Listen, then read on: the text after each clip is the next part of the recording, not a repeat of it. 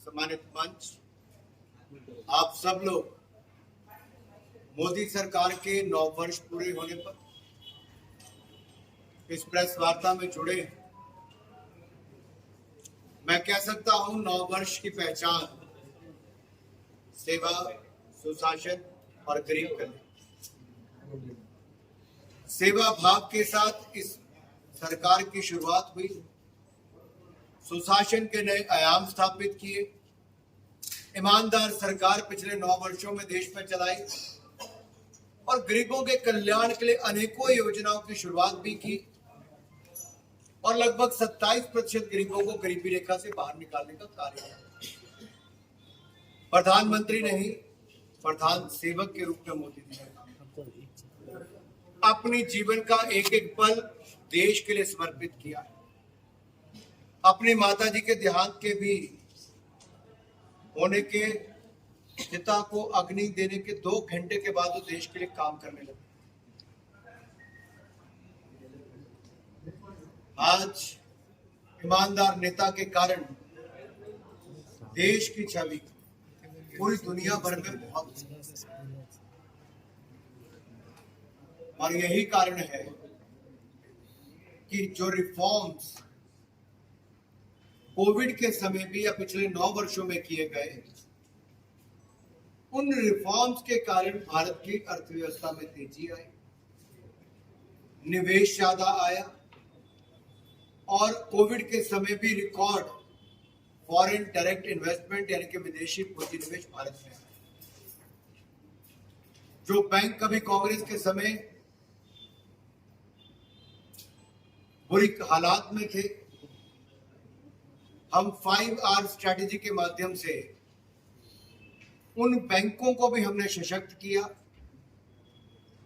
जिन लोगों के एनपीए खाते होने के कगार पर थे वो भी रिवाइव हुए। आज हमारे सभी पब्लिक सेक्टर बैंक प्रॉफिट में है और मजबूत हुए, और वहीं पे हमने व्यापारियों के लिए, उद्योगपतियों के लिए भी ECLGS स्कीम में 5 लाख करोड़ रुपए दिया। तो वहीं पे MSME सेक्टर की स्कीम के अंतर्गत वहां पर भी हजारों करोड़ रुपए अपने छोटे सूक्ष्म लघु उद्यमियों को दिया है। ये जो प्रयास है, इनके साथ साथ मुद्रा योजना के 34 करोड़ लोन हुए, जिनमें से 68% महिलाओं को लाभ मिला, वो भी उद्यमी बने। लोग छोटे छोटे से दुकान से, सिलाई केंद्र से, कोई सब्जी, कोई किसने चाय का कुछ काम शुरू किया। अब इसका लाभ कहां पे मिला? स्टार्टअप्स को हमने बल दिया। तो आज दुनिया का तीसरा सबसे बड़ा स्टार्टअप इकोसिस्टम भारत का बना, तीसरा सबसे 1 लाख स्टार्टअप, 100 से ज्यादा यूनिकॉर्न। अब इन सब में महाराष्ट्र की भी एक बहुत बड़ी भूमिका है। एक तरह से आर्थिक राजधानी कहा जाता है। बहुत सारे कॉर्पोरेट्स के हेडक्वार्टर्स मुंबई और महाराष्ट्र के हिस्सों में है। तो जब $5 ट्रिलियन इकोनॉमी की हम बात करते हैं तो उसमें महाराष्ट्र का बहुत बड़ा योगदान है। इन 9 सालों में जब मैं गरीब कल्याण की बात करता हूं, तो जो 10 साल पहले कांग्रेस के समय सोचा ना था, वो भी किया। 3.5 करोड़ से ज्यादा पक्के मकान बना कर दिए। जो सोचा ना था 12 करोड़ शौचालय बना कर दिए। जो सोचा ना था 9 करोड़ 60 लाख बहनों को रसोई गैस का सिलेंडर मुफ्त में कनेक्शन दिया। जो सोचा ना था 12 करोड़ घरों को नल से जल दिया।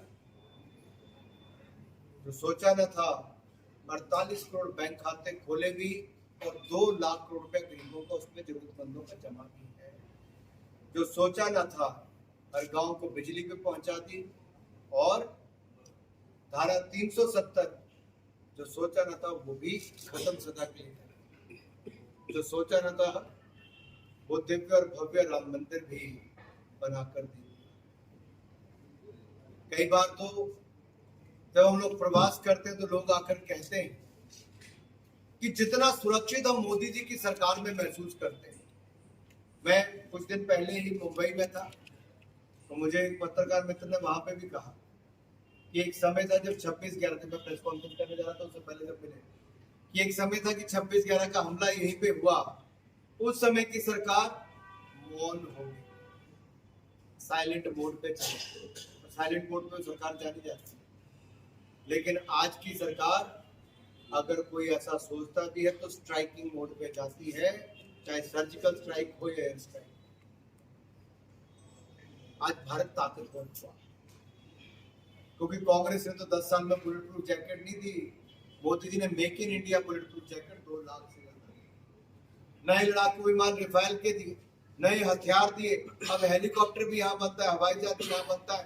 तो गोले बारूद और मिसाइल भारत में बनती है, और 1 लाख करोड़ की रक्षा उत्पादन भारत ने किया, जो आज तक का सबसे ज्यादा। मोबाइल मैन्युफैक्चरिंग हमारे यहाँ ना के बराबर थी, सेकंड लार्जेस्ट इंपोर्टर थे, आज हम सेकंड लार्जेस्ट मैन्युफैक्चरर बने। 1,85,000 करोड़ का एक्सपोर्ट इलेक्ट्रॉनिक गुड्स का हुआ, जो 58% ज्यादा है। पीएलआई स्कीम के कारण ये भी हुआ, तो टॉयज का भी इंपोर्ट बंद और आत्मनिर्भर हम ज्यादा हुए। अब 85 से 90% खिलौने भी यहाँ बनते। अनाज का पैदावार 3100 लाख टन, कितना? 3100 लाख टन, इतिहास रचा है। और फसल बीमा योजना में किसानों को 1,35,000 करोड़ तक का मुआवजा पिछले 9 सालों में। किसानों को सब्सिडी हमने 2,30,000 करोड़ की यूरिया पे पिछले साल दी, क्योंकि अंतरराष्ट्रीय दाम 3 गुना बढ़ गए थे, हमने नहीं देश में बढ़ने, और ना ही खाद की कमी आने थी। अब नैनो यूरिया भी, दुनिया में पहला लिक्विड नैनो यूरिया का प्लांट कहीं लगा तो हमारे भारत में लगा। ये आत्मनिर्भर भारत की ताकत। और किसानों का पहली बार सिंचाई योग्य भूमि 51% सिंचाई से जुड़ी हुई, जो खेती बाड़ी भूमि पहली बार हुई है। और अब क्या हुआ, 1 लाख करोड़ रुपए के एग्रीकल्चर स्टोरेज का भी हमने भंडारण की क्षमता भी बनाने जा रहे हैं, यह भी हमने पास किया। सेक्टर को इसमें हम जोड़ेंगे। मित्रों, मैं आपको तो ऐसी अनेकों बातें गिना सकता हूं, लेकिन 2 बातें कहकर अपनी बात को समाप्त करूंगा, बाकी आपका। कांग्रेस के समय, या कांग्रेस छोड़िए, 2014 तक औसतन 1,362 किलोमीटर प्रतिवर्ष नेशनल हाईवे बनते थे। पिछले 9 सालों में 5,985 किलोमीटर बने, जो 4.5 गुना ज्यादा। 2014 तक 3.5 लाख किलोमीटर सड़क बनी थी ग्रामीण सड़क योजना में, 9 सालों में 7 लाख किलोमीटर। 2014 तक 5 शहर मेट्रो से जुड़े थे, पिछले 9 सालों में 15 शहर मेट्रो से नहीं जुड़े, तीसरा सबसे बड़ा मेट्रो सिस्टम दुनिया का बना। कांग्रेस के समय 2014 तक एक भी वाटरवेज का प्रोजेक्ट नहीं था, हमने 111 पे काम शुरू करवाया। उनके समय एक भी वंदे भारत नहीं थे, हमने 21 वंदे भारत शुरू करा।